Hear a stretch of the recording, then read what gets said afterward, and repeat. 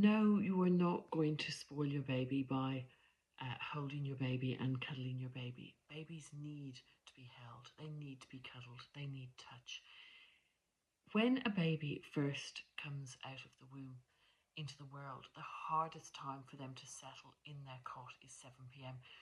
Too many people think, too many sleep consultants out there think the 7 p.m. settling, 7 p.m. on a routine means into bed at 7 p.m, lights out, leave them alone and expect them to sleep.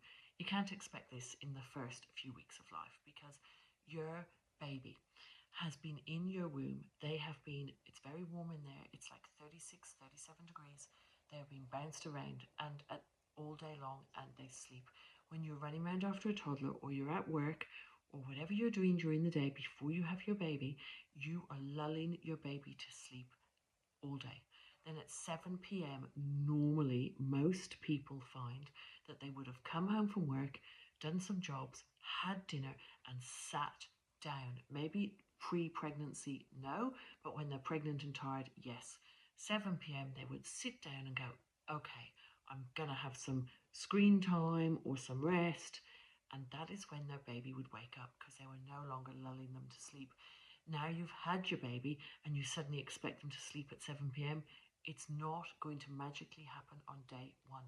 So we do say at Save Our Sleep, it is okay at 7 p.m. you put them down in their cot. Slats the whole way around is the safest type of cot. You put them down in their cot and as though you're going to get them to self-settle.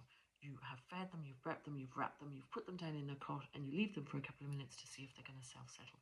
If they start crying, like proper crying, like not if they're just making the odd if they start properly crying, you get them up and you hold them and you cuddle them to sleep. That is the hardest time for them to fall asleep.